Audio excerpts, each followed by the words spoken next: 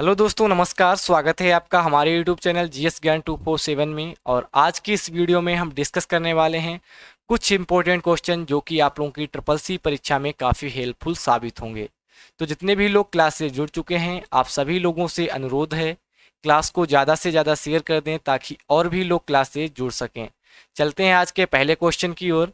और आज का हमारा पहला क्वेश्चन है, पूछा जा रहा है कि एक कंप्यूटर की मूल शक्ति किस पर आधारित होती है। क्वेश्चन है यहाँ पर कि जो एक कंप्यूटर होता है उसकी जो मैन पावर होती है वो किस पे डिपेंड होती है। पहला ऑप्शन है हमारे पास स्पीड पे डिपेंड होती है, ऑप्शन बी है एक्यूरेसी पे, ऑप्शन सी है मेमोरी पे, या फिर last option all of above. आप लोगों को बताना है कंप्यूटर की मैन पावर जो होती है, मूल शक्ति होती है, वो किस पे डिपेंड होती है। तो यहाँ पर जो इसका राइट आंसर हो जाएगा ऑप्शन नंबर डी हो जाएगा, ऑल ऑफ एबव। जो कंप्यूटर की मैन पावर होती है वो स्पीड, एक्यूरेसी, मेमोरी तीनों पे डिपेंड करती है। अगर कोई भी कंप्यूटर फास्ट है और वो एक्यूरेट आंसर नहीं दे रहा है, यानी कि वो रिजल्ट तो तेज देता है लेकिन रिजल्ट एक्यूरेट नहीं देता है, सटीक नहीं देता है, तो वो कंप्यूटर सही नहीं है। ठीक है, यानी कि तीनों फैक्टर पे वो खरा उतरना चाहिए, तभी एक कंप्यूटर अच्छा कंप्यूटर माना जाएगा। ठीक है, तो मैन तीन तरीके से डिपेंड होती है कंप्यूटर की जो मूल शक्ति होती है, स्पीड पे, एक्यूरेसी पे और मेमोरी पे। आप लोगों को ध्यान रखना है। चलते हैं अगले क्वेश्चन की ओर। पूछा जा रहा है कि पहले के कंप्यूटर की तुलना में आधुनिक कंप्यूटर हैं। यहाँ पर कंपेयर पूछा जा रहा है कि जो पहले के कंप्यूटर हुआ करते थे और उनके कंपेयर में आज के कंप्यूटर कैसे हैं। आप लोगों को काफ़ी सोच समझ के इसका आंसर करना है कि पहले के कंप्यूटर की अपेक्षा आज के कंप्यूटर किस प्रकार के हैं। यहाँ पर ये क्वेश्चन पूछा जा रहा है। पहला ऑप्शन है हमारे पास faster and larger, option B है लेस रिलायबल, ऑप्शन सी है larger and stronger, option D है फास्टर एंड स्मॉलर। आप लोगों को राइट आंसर यहाँ पर पिक करना है कि यहाँ पर कौन सा राइट आंसर हो जाएगा। यहाँ पर लेस रिलायबल का मतलब होता है कम विश्वसनीय। ठीक है, तो यहाँ पर ये नहीं हो सकता, आज के कंप्यूटर काफ़ी ज़्यादा विश्वसनीय है, एक्यूरेट आंसर देते हैं। फास्टर एंड लार्जर, यहाँ पर फास्टर तो है लेकिन लार्जर नहीं है, इसीलिए यहाँ पर ये आंसर गलत हो जाएगा। फिर ऑप्शन सी है लार्जर एंड स्ट्रॉन्गर, तो यहाँ पर लार्जर तो नहीं है आज के कंप्यूटर, स्ट्रॉन्गर तो हैं। तो यहाँ पर इसका राइट आंसर हो जाएगा option number D, faster and smaller. यानी कि जो आज के कंप्यूटर हैं वो फास्ट भी हैं और स्मॉल भी हैं, छोटे भी हैं। यहाँ पर इसका जो राइट आंसर हो जाएगा ऑप्शन नंबर डी हो जाएगा। पहले की तुलना में आज के जो कंप्यूटर हैं वो फास्टर भी हैं और स्मॉलर भी हैं। ठीक है, चलते हैं अगले क्वेश्चन की ओर। क्लाउड कंप्यूटिंग क्या है? काफ़ी बेहतरीन क्वेश्चन है। यहाँ पर पूछा जा रहा है कि क्लाउड कंप्यूटिंग क्या है। कई बार आप लोगों ने शब्द सुना होगा क्लाउड कंप्यूटिंग। यहाँ पर पूछा जा रहा है कि एक्चुअल में क्लाउड कंप्यूटिंग का मतलब क्या होता है।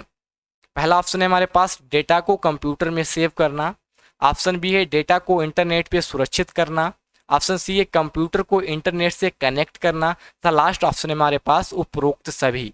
आप लोगों को बताना है क्लाउड कंप्यूटिंग किसको बोला जाता है। यहाँ पर जो इसका राइट आंसर हो जाएगा ऑप्शन नंबर बी हो जाएगा, डेटा को इंटरनेट पे सुरक्षित रखना यानी कि करना, उसको ही क्लाउड कंप्यूटिंग कहा जाता है। जितने भी गूगल ऐप्स हैं ये काफ़ी पॉपुलर एग्जाम्पल है क्लाउड कंप्यूटिंग का। जितने भी गूगल ऐप्स हैं वो क्लाउड कंप्यूटिंग के एग्जाम्पल के थ्रू आते हैं, आप लोगों को पता होना चाहिए। चलते हैं अगले क्वेश्चन की ओर। ट्यूटर क्या है? यहाँ पर पूछा जा रहा है कि जो ट्यूटर है आपका वो क्या है। काफ़ी कंट्रोवर्सी में अभी इंडिया के अंदर है ट्यूटर वैसे, तो आप लोगों को बताना जो ट्यूटर है वो क्या है एक्चुअल में। पहला ऑप्शन है हमारे पास ब्लॉगिंग, ऑप्शन बी है प्रोग्रामिंग, ऑप्शन सी है माइक्रो ब्लॉगिंग, ऑप्शन डी है ऑल ऑफ दीज। यहाँ पर पूछा जा रहा है कि ट्यूटर जो है वो किस कैटेगरी के अंदर आता है। तो यहाँ पर जो इसका राइट आंसर हो जाएगा ऑप्शन नंबर सी हो जाएगा, माइक्रो ब्लॉगिंग के अंतर्गत जो है आपका ट्यूटर आता है। इस समय इंडिया में कंट्रोवर्सी के कारण बना हुआ है क्योंकि यहाँ पर लद्दाख को इसने एक इंडिपेंडेंट देश में स्टेट घोषित कर दिया है। इसके यहाँ पर इसने ये दिखा दिया है, इसीलिए कंट्रोवर्सी के अंदर है और इसके काफ़ी ज़्यादा चांसेज हैं आपके ट्रिपल सी एग्जाम में आने के लिए। ठीक है, चलते हैं अगले क्वेश्चन की ओर। पूछा जा रहा है कि real time computing is possible due to. यहाँ पर पूछा गया है कि जो रियल टाइम कंप्यूटिंग होती है, आप लोगों ने सुना होगा वर्ड रियल टाइम कंप्यूटिंग, ये पॉसिबल होती है किसके कारण। जो रियल टाइम कंप्यूटिंग होती है वो किसके कारण हो पाती है, आप लोगों को इसका आंसर करना है। पहला ऑप्शन है स्टोरेज कैपेबिलिटी के कारण, ऑप्शन बी है हाई स्पीड के कारण, ऑप्शन सी है एक्यूरेसी के कारण, ऑप्शन डी है वर्साटिलिटी के कारण। रियल टाइम कंप्यूटिंग किसके कारण पॉसिबल हो पाती है। तो यहाँ पर जो इसका राइट आंसर हो जाएगा ऑप्शन नंबर बी हो जाएगा, हाई स्पीड के कारण ही रियल टाइम कंप्यूटिंग जो है वो पॉसिबल है। यानी कि अगर कोई भी वर्क कंप्यूटर के अंदर कर रहे हैं और जैसे ही वर्क करते हैं उसी टाइम पे वो वर्क डन हो जाना चाहिए, इसी को क्या कहते हैं, रियल टाइम कंप्यूटिंग कहलाता है। इसके लिए काफ़ी स्पीड वाला कंप्यूटर चाहिए होता है, इसी के कारण यही फैक्टर है जो कि रियल टाइम कंप्यूटिंग कहलाता है। चलते हैं अगले क्वेश्चन की ओर। Which of the following people probably has the least amount of technical knowledge. Question का मतलब है कि निम्नलिखित में कौन से पीपल ऐसे हैं जिसके पास सबसे कम मात्रा में टेक्निकल नॉलेज है। यानी कि नीचे कुछ पीपल दे रखे हैं, व्यक्ति दे रखे हैं, बताना है कि इनमें से सबसे कम नॉलेज किस व्यक्ति के पास होगी। पहला ऑप्शन है हमारे पास प्रोग्रामर के पास होगी सबसे कम जो है नॉलेज, ऑप्शन बी है यूजर के पास, ऑप्शन सी है सिस्टम एनालिस्ट के, या फिर कंप्यूटर ऑपरेटर। टेक्निकल नॉलेज के मामले में सबसे वीक कौन सा पर्सन होगा, आप लोगों को यहाँ पर सोच समझ के आंसर देना है। काफ़ी लॉजिकल क्वेश्चन है यहाँ पर। तो यहाँ पर जो इसका राइट आंसर हो जाएगा ऑप्शन नंबर बी हो जाएगा, यूजर। जो यूजर है आपका वो सबसे कम ज्ञान रखता होगा टेक्निकल। जो आपका प्रोग्रामर है, जाहिर सी बात है वो प्रोग्रामर है, टेक्निकल नॉलेज उसके पास बहुत ज़्यादा होगी। सिस्टम एनालिस्ट इसके पास भी होगी, जो कंप्यूटर ऑपरेट करता है उसके पास भी पर्याप्त मात्रा में जो होती है नॉलेज होती है। लेकिन जो यूजर होता है, एक साधारण यूजर होता है, उसके पास कोई खास टेक्निकल जो होती है नॉलेज नहीं होती है। ये आप लोगों को ध्यान रखना है। चलते हैं अगले क्वेश्चन की ओर। और जितने भी लोग क्लास से जुड़ चुके हैं, आप सभी लोगों को अगर क्लास पसंद आ रही है तो क्लास को लाइक कर दें तथा क्लास को शेयर भी कर दें, तथा हमारे जो टेलीग्राम चैनल है GS ज्ञान 247, ठीक है, उसको भी ज्वाइन कर लें। यहाँ पर हम इम्पोर्टेंट PDF प्रोवाइड कराते रहते हैं, ठीक है। टेलीग्राम चैनल है हमारा GS ज्ञान 247, यहाँ पर जाकर इसको ज्वाइन कर लें। यहाँ पर इम्पोर्टेंट PDF को हम सेंड करते रहते हैं।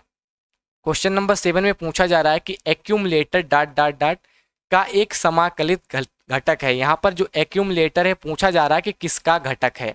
आप लोगों को पता होना चाहिए जो एक्यूमुलेटर है वो किसका घटक होता है। आप लोगों को इसका राइट आंसर करना है। पहला ऑप्शन है हमारे पास CPU, ऑप्शन बी है हार्ड डिस्क, ऑप्शन सी है रैम, ऑप्शन डी है कैश मेमोरी। आप लोगों को यहाँ पर बताना है जो एक्यूमुलेटर होता है वो एक्चुअल में किसका घटक होता है, किसका कंपोनेंट्स होता है। तो यहाँ पर अगर इसके राइट आंसर की बात करें तो यहाँ पर इसका जो राइट आंसर हो जाएगा ऑप्शन नंबर ए हो जाएगा, CPU। CPU के अंदर जो होता है आपका एक्यूमुलेटर होता है। अगर एक्यूमुलेटर की बात की जाए तो एक्यूमुलेटर एक प्रकार का रजिस्टर होता है, ठीक है। यहाँ पर एक्यूमुलेटर जो होता है एक प्रकार का रजिस्टर होता है। चलते हैं अगले क्वेश्चन की ओर। निम्नलिखित में से किस मेमोरी में CPU की सीधी पहुंच होती है। आप लोगों को बताना है कि CPU से डायरेक्ट कनेक्ट कौन रहता है, यानी कि सीधी पहुंच किसकी होती है CPU से। पहला ऑप्शन है रैम की, ऑप्शन बी है हार्ड डिस्क की, ऑप्शन सी है मैग्नेटिक टेप की, ऑप्शन डी है DVD की। आप लोगों को बताना है कि CPU से किसकी सीधी पहुंच होती है। तो यहाँ पर जो अगर इसका राइट आंसर की बात की जाए तो ऑप्शन नंबर ए हो जाएगा, रैम की जो होती है वो CPU से डायरेक्ट पहुंच होती है। कुछ इस प्रकार से यहाँ पर CPU होता है और यहाँ पर रैम लगी हुई होती है, ये डायरेक्ट कनेक्ट रहते हैं। अगर यहाँ पर बात की जाए तो यहाँ कहीं पर कैश मेमोरी लगी रहती है। कभी कभी क्वेश्चन पूछा जाता है कि CPU तथा रैम के बीच में कौन सी मेमोरी पाई जाती है, तो यहाँ पर कैश मेमोरी पाई जाती है जो कि काफ़ी फास्टर मेमोरी भी बोली जाती है। तो आप लोगों को ध्यान रखना है, यहाँ पर इस क्वेश्चन का जो राइट आंसर हो जाएगा ऑप्शन नंबर ए हो जाएगा, रैम जो है वो CPU से डायरेक्ट कनेक्ट रहती है। चलते हैं अगले क्वेश्चन की ओर। निम्न में से किस व्यक्ति को व्यक्तिगत ब्लॉगिंग का पिता कहा जाता है। यहाँ पर पूछा जा रहा है कि पर्सनल ब्लॉगिंग का फाउंडर किसे कहा जाता है। आप लोगों को इसका राइट आंसर करना है कि जो पर्सनल ब्लॉगिंग का फाउंडर है वो किसे माना जाता है। पहला ऑप्शन है हमारे पास स्टीव जॉब्स, ऑप्शन बी है जस्टिन हेल, ऑप्शन सी है एंड्रयू सुलिवैन, ऑप्शन डी है ब्रांड फिट्जरल्ड। ठीक है, यहाँ पर आप लोगों को बताना है किस व्यक्ति को व्यक्तिगत ब्लॉगिंग का पिता कहा जाता है। यहाँ पर जो इसका राइट आंसर हो जाएगा ऑप्शन नंबर बी हो जाएगा, जस्टिन हॉल को जो है वो व्यक्तिगत ब्लॉगिंग का पिता कहा जाता है। आप लोगों को ध्यान रखना है। चलते हैं अगले क्वेश्चन की ओर। IMEI का पूर्ण रूप क्या है। काफ़ी अच्छा क्वेश्चन है। यहाँ पर पूछा जा रहा है कि जो IMEI होता है उसका पूर्ण रूप क्या होता है। आप लोगों को ये भी पता होना चाहिए जो IMEI नंबर होता है वो एक जो फ़ोन होता है उसका हार्डवेयर नंबर होता है। ठीक है, आप लोगों को ध्यान रखना है IMEI जो नंबर होता है वो फ़ोन के हार्डवेयर का नंबर होता है। इसी के थ्रू जो है अगर आपका फ़ोन कहीं पे चोरी हो जाता है तो इसी के थ्रू आपका फ़ोन को ट्रेस किया जाता है। यहाँ पर पूछा जा रहा है कि IMEI का पूर्ण रूप क्या है। पहला ऑप्शन है हमारे पास international mobile emergency information, option B है international mobile equipment identity, option C है internet mobile equipment identity, the last option है नन ऑफ दीज। आप लोगों को बताना है कि IMEI की फुल फॉर्म क्या होती है। यहाँ पर जो इसका राइट आंसर हो जाएगा ऑप्शन नंबर बी हो जाएगा इंटरनेशनल मोबाइल इक्विपमेंट आइडेंटिटी। ठीक है, ध्यान रखना है इंटरनेशनल मोबाइल इक्विपमेंट आइडेंटिटी इसका राइट आंसर हो जाएगा। चलते हैं अगले क्वेश्चन की ओर। मैक एड्रेस का पूर्ण नाम क्या होता है। यहाँ पर मैक एड्रेस का फुल फॉर्म पूछी गई है। ठीक है, मैक की फुल फॉर्म पूछी गई है, आप लोगों को बताना है जो मैक एड्रेस होता है वो उसका फुल फॉर्म क्या होता है। पहला ऑप्शन है हमारे पास media access control, option B है mobile access control, option C है media advance communication, option D है नन ऑफ दीज। मैक की फुल फॉर्म आप लोगों को बतानी है। यहाँ पर मैक भी एक हार्डवेयर नंबर ही होता है। मैक एड्रेस जो होता है वो NIC कार्ड के थ्रू वहाँ पर मिलता है। ठीक है, और NIC कार्ड जो आपके कंप्यूटर में लगा होता है वही इंटरनेट चलाने के लिए रिस्पॉन्सिबल होता है। अगर आपके कंप्यूटर में NIC कार्ड नहीं है तो आपके कंप्यूटर में बाद बाकी काम सब होंगे लेकिन इंटरनेट आपके लैपटॉप के अंदर नहीं चलेगा। ठीक है, यहाँ पर पूछा गया कि मैक एड्रेस का फुल फॉर्म क्या है, तो यहाँ पर जो इसका राइट आंसर हो जाएगा ऑप्शन नंबर ए हो जाएगा मीडिया एक्सेस कंट्रोल। ठीक है, आप लोगों को ध्यान रखना है मैक एड्रेस की फुल फॉर्म हो जाएगी मीडिया एक्सेस कंट्रोल। चलते हैं अगले क्वेश्चन की ओर। TCP/IP मॉडल में कितनी परतें होती हैं। आप लोगों को बताना है जो TCP/IP मॉडल होता है उसमें टोटल कितनी लेयर्स होती हैं। यहाँ पर पहला ऑप्शन है 2, ऑप्शन बी है 4, ऑप्शन सी है 5, ऑप्शन डी है 7। आप लोगों को बताना है TCP/IP मॉडल में टोटल लेयर्स की कितनी संख्या होती है। तो यहाँ पर जो इसका राइट आंसर हो जाएगा ऑप्शन नंबर बी हो जाएगा 4 होती हैं। ठीक है, आप लोगों को ध्यान रखना है TCP में 4 लेयर्स होती हैं। ठीक है, चलते हैं अगले क्वेश्चन की ओर। पहला सर्च इंजन था, आप लोगों को बताना है, काफ़ी पॉपुलर क्वेश्चन है, जो पहला सर्च इंजन था वो कौन सा था। पहला ऑप्शन है हमारे पास गूगल, ऑप्शन बी है सफारी, ऑप्शन सी है नेटस्केप, ऑप्शन डी है आर्ची। फर्स्ट सर्च इंजन आप लोगों को बताना है कि कौन सा था। तो यहाँ पर जो इसका राइट आंसर हो जाएगा ऑप्शन नंबर डी हो जाएगा आर्ची जो है आपका पहला सर्च इंजन हो जाएगा। चलते हैं अगले क्वेश्चन की ओर। ब्लूटूथ में किस प्रकार का नेटवर्क इस्तेमाल किया जाता है। आप लोगों को पता होना चाहिए जो ब्लूटूथ होता है आपके फ़ोन में या कंप्यूटर्स के अंदर वो किस प्रकार के नेटवर्क के अंतर्गत आता है। पहला ऑप्शन है पैन, ऑप्शन बी है मैन, ऑप्शन सी है वैन तथा ऑप्शन डी है लैन। आप लोगों को बताना है ब्लूटूथ को किस कैटेगरी में रखा गया है। यहाँ पर इसका जो राइट आंसर हो जाएगा ऑप्शन नंबर ए हो जाएगा पैन। ठीक है, पर्सनल एरिया नेटवर्क के अंदर। ठीक है, पैन की फुल फॉर्म अगर पूछी जाए तो हो जाएगी पर्सनल एरिया नेटवर्क। यहाँ पर अब बाद बाकी जो ऑप्शन है, ठीक है, मैन है, वैन है, लैन है, ये भी एक प्रकार के नेटवर्क ही होते हैं, आप लोगों को पता होना चाहिए। अगला क्वेश्चन है हमारा, पूछा जा रहा है कि इक्वल टू राउंड 246.346, 2 का परिणाम क्या होगा। यहाँ पर न्यूमेरिकल क्वेश्चन है, कई बार CCC के एग्जाम में न्यूमेरिकल क्वेश्चन भी पूछे जाते हैं, तो यहाँ पर आप लोगों को बताना है कि इसका राइट आंसर क्या आ जाएगा। 246.346, 2 का परिणाम क्या होगा। ठीक है, तो यहाँ पर आप लोगों को बता दें जो राउंड फार्मूला है वो किस प्रकार से वर्क करता है। यहाँ पर है 246.346, 2। इस 2 का मतलब है हमें पीछे की पॉइंट के बाद केवल 2 वैल्यू को ही रखना है। ठीक है, आप लोग ध्यान से समझना, पॉइंट के बाद केवल 2 वैल्यू को ही यहाँ पर हमें रखना है, यानी कि इस वैल्यू को हमें हटाना है। अब यहाँ पर देखिए अगर ये वैल्यू जो है वो 5 से अगर बड़ी है तो यहाँ पर जो पीछे का नंबर होता है 3 के बाद का वो एक नंबर इंक्रीज हो जाएगा। अगर ये वैल्यू 5 से छोटी है तो यहाँ पर एक नंबर डिक्रीज हो जाएगा। तो आप लोगों को पता होना चाहिए। अब यहाँ पर इसका राइट आंसर क्या आ जाएगा, 246.34 जो है वो 6 क्या है, 5 से वैल्यू बड़ी है तो 4 में एक इंक्रीज हो जाएगा तो 5 हो जाएगा। तो यहाँ पर जो इसका राइट आंसर हो जाएगा ऑप्शन नंबर बी हो जाएगा, 246.35 इसका राइट आंसर हो जाएगा। आप लोगों ने सीख लिया होगा यहाँ पर राउंड फार्मूला जो है वो किस प्रकार से वर्क करता है। ठीक है, अगर ये वैल्यू 5 से बड़ी है तो यहाँ पर एक अंक बढ़ जाएगा, ये 5 से अगर छोटी है तो यहाँ पर एक अंक घट जाएगा। ठीक है, चलते हैं अगले क्वेश्चन की ओर। पूछा जा रहा है कि एनईएफटी के माध्यम से धन ट्रांसफर करने की अधिकतम सीमा क्या होती है। अगर आप एनईएफटी के थ्रू कोई भी ट्रांजैक्शन करते हैं, बैंक में धन ट्रांसफर करते हैं, तो उसमें अधिकतम सीमा क्या होती है। आप लोगों को बताना है कि अधिकतम सीमा क्या होती है। पहला ऑप्शन हमारे पास कोई नहीं, ऑप्शन बी है 10 लाख, ऑप्शन बी है 2 लाख, ऑप्शन डी है 5 लाख। आप लोगों को बताना है एनईएफटी की मैक्सिमम सीमा क्या होती है। तो यहाँ पर जो इसका राइट आंसर हो जाएगा ऑप्शन नंबर बी हो जाएगा, 10 लाख रुपए मैक्सिमम लिमिट होती है यहाँ पर एनईएफटी के थ्रू अगर आप लोग ट्रांसफर करते हैं। ठीक है, अगर यहाँ पर पूछा जाए कि मिनिमम सीमा क्या होती है एनईएफटी के थ्रू, तो यहाँ पर मिनिमम जो होती है वो कोई नहीं होती है। ठीक है, अगर आरटीजीएस के माध्यम से पूछा जाता तो वहाँ पर मिनिमम 2 लाख। ठीक है, आप लोगों को ध्यान रखना है, आरटीजीएस के माध्यम से अगर ट्रांसफर करते हैं तो मिनिमम 2 लाख का ट्रांजैक्शन करना होगा, तभी आरटीजीएस के थ्रू आप लोग धन को ट्रांसफर कर सकते हैं। लेकिन एनईएफटी में कोई भी मिनिमम लिमिट नहीं होती है, मैक्सिमम लिमिट यहाँ पर 10 लाख की होती है। ये चीज़ें आप लोगों को ध्यान रखनी है। चलते हैं अगले क्वेश्चन की ओर। उमंग ऐप किस मिनिस्ट्री के द्वारा लॉन्च किया गया। आप लोगों को पता होना चाहिए जो उमंग ऐप है आपका वो किस मंत्रालय द्वारा लॉन्च किया गया था। पहला ऑप्शन है वित्त मंत्रालय, ऑप्शन बी है शिक्षा मंत्रालय, ऑप्शन डी है इलेक्ट्रॉनिक एंड आईटी मंत्रालय, ऑप्शन डी है इनमें से कोई नहीं। आप लोगों को बताना है जो उमंग ऐप है वो किस मिनिस्ट्री के द्वारा लॉन्च किया गया था। तो यहाँ पर जो इसका राइट आंसर हो जाएगा ऑप्शन नंबर सी हो जाएगा, इलेक्ट्रॉनिक एंड आईटी मंत्रालय के द्वारा जो है आपका उमंग ऐप को जो है लॉन्च किया गया था। चलते हैं अगले क्वेश्चन की ओर। एससीएमटीपी का उपयोग किया जाता है, काफ़ी अच्छा क्वेश्चन है। पूछा जा रहा है कि जो एससीएमटीपी होता है उसका प्रयोग कहाँ पर किया जाता है।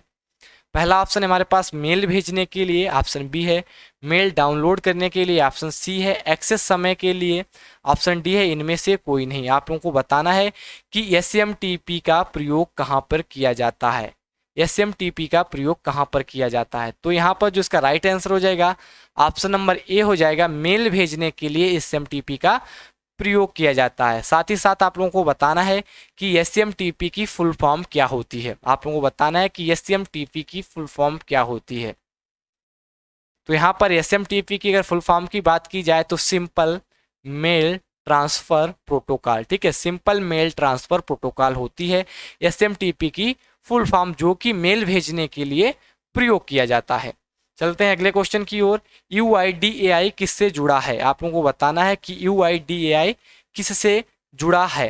पहला ऑप्शन है हमारे पास पैन कार्ड से, ऑप्शन बी है आधार कार्ड से, ऑप्शन सी है यूपीआई से, या फिर ऑल ऑफ दीज। आप लोगों को बताना है जो आपका यूआईडीएआई है वो किससे कनेक्ट है। तो यहाँ पर अगर इस क्वेश्चन के राइट आंसर की बात करें, सब लोगों को पता होना चाहिए, यहाँ पर ऑप्शन नंबर बी करेक्ट हो जाएगा, आधार कार्ड से जो है आपका यूआईडीएआई कनेक्ट होता है। क्लास को लाइक करें तथा क्लास को शेयर भी करते रहें। चलते हैं अगले क्वेश्चन की ओर। ब्राउज़र में नए टैब खोलने की शॉर्टकट की क्या है। अगर आप कोई भी ब्राउज़र चला रहे हैं और वहाँ पर एक टैब के अलावा कोई नया दूसरा टैब खोलना चाहते हैं तो किस शॉर्टकट की का प्रयोग करते हैं। पहला ऑप्शन है हमारे पास shift plus T, option B है control plus T, option C है कंट्रोल प्लस एन, तथा लास्ट ऑप्शन है शिफ्ट प्लस एन। आप लोगों को बताना है कि ब्राउज़र में नए टैब खोलने की शॉर्टकट की क्या होती है।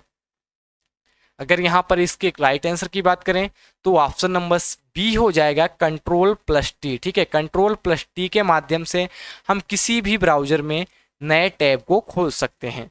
चलते हैं अगले क्वेश्चन की ओर।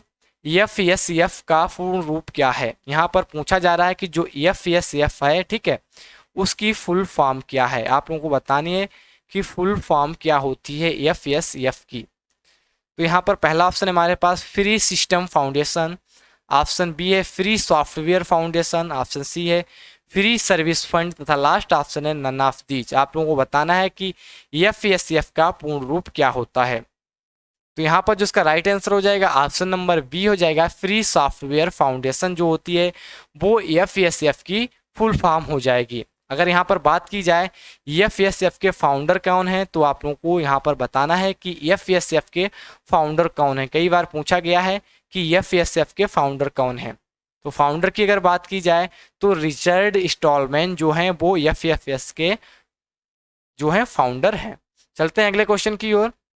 इंस्टाग्राम किससे संबंधित है? आप लोगों को बताना है। जो इंस्टाग्राम है आपका काफ़ी पॉपुलर सोशल नेटवर्किंग साइट है यहाँ पर आज के टाइम में, तो आप लोगों को बताना है इसका संबंध जो है वो किससे है।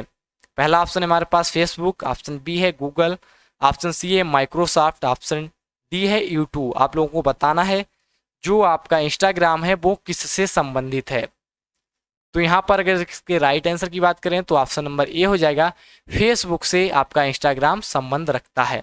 बात की जाए अगर इंस्टाग्राम की स्थापना किस वर्ष हुई, यानी कि इंस्टाग्राम जो है वो किस वर्ष लॉन्च किया गया था, तो 2010 में ये लॉन्च किया गया था। ठीक है, बात करें कब इसको खरीद लिया फेसबुक ने, तो 2012 में। ठीक है, आप लोगों को ध्यान रखना है 2012 में इंस्टाग्राम को फेसबुक ने खरीद लिया तथा इसकी स्थापना सन 2010 में हुई। अगर बात की जाए इसके जो हेडक्वार्टर है वो मनेलो पार्क कैलिफोर्निया के अंदर इसका हेडक्वार्टर पड़ता है। फेसबुक का भी हेडक्वार्टर वहीं है, इंस्टाग्राम का और व्हाट्सएप का भी, तीनों का जो हेडक्वार्टर है वो मनेलो पार्क कैलिफोर्निया यूनाइटेड स्टेट के अंदर स्थित है। आप लोगों को ध्यान रखना है। चलते हैं अगले क्वेश्चन की ओर। सेलिंग 97,7 का परिणाम क्या होगा? न्यूमेरिकल क्वेश्चन फिर से यहाँ पर पूछा गया है। पूछा जा रहा है कि इक्वल टू सीलिंग 97,7 का परिणाम क्या होता है। दो फार्मूले होते हैं यहाँ पर, इक्वल टू सेलिंग करके पूछा जाता है तथा इक्वल टू फ्लोर करके भी पूछा जाता है। दोनों को अलग अलग तरीके से सॉल्व किया जाता है। यहाँ पर सेलिंग जो होता है, जो पीछे वाली वैल्यू होती है, यानी कि जो डिविजर होता है, यानी कि जो डिवाइड करता है 97 को, यहाँ पर 97 से बड़ी वैल्यू यहाँ पर दर्शाएगा जो कि 7 से पूरी डिवाइड होनी चाहिए। अगर हम यहाँ पर 97 को 7 से डिवाइड करेंगे तो कितनी बार जाएगा? 7 एकन 7, 2 बचा 27 हुआ। अगर यहाँ पर भाग नहीं जा रहा है तो यहाँ पर कितनी बार जाएगा?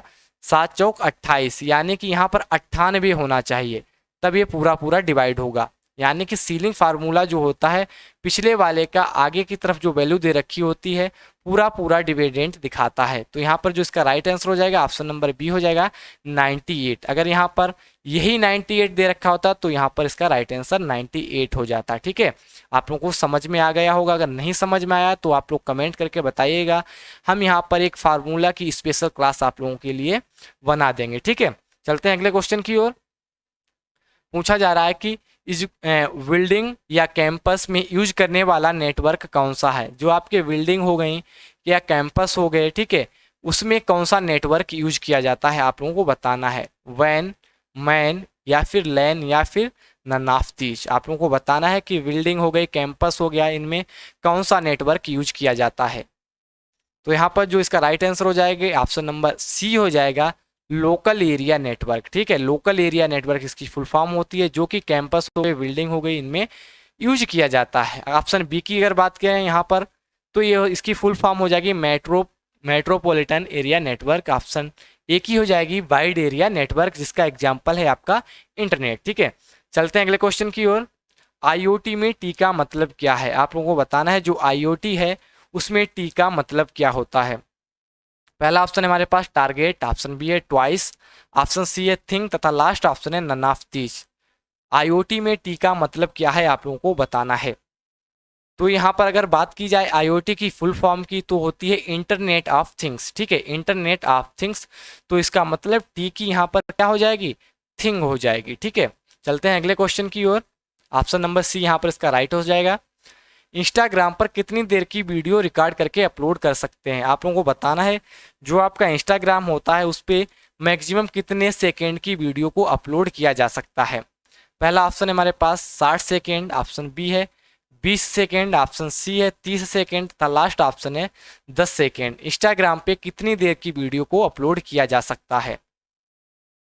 तो यहाँ पर जिसका राइट आंसर हो जाएगा ऑप्शन नंबर ए हो जाएगा, 60 सेकेंड की वीडियो को अपलोड कर सकते हैं हम इंस्टाग्राम के अंदर। ठीक है, अगर यहाँ पर बड़ी फाइल को अपलोड करना है तो वो IGTV पे अपलोड होती है। आप लोगों को ध्यान रखना है, इंस्टाग्राम पे केवल और केवल 60 सेकेंड की वीडियो को ही अपलोड किया जा सकता है। अगर कोई बड़ी फाइल है, ठीक है, तो उसको IGTV पर अपलोड किया जाता है। चलते हैं अगले क्वेश्चन की ओर। PRA का पूरा नाम क्या है? आप लोगों को बताना है जो PRA होता है उसकी फुल फॉर्म क्या होती है।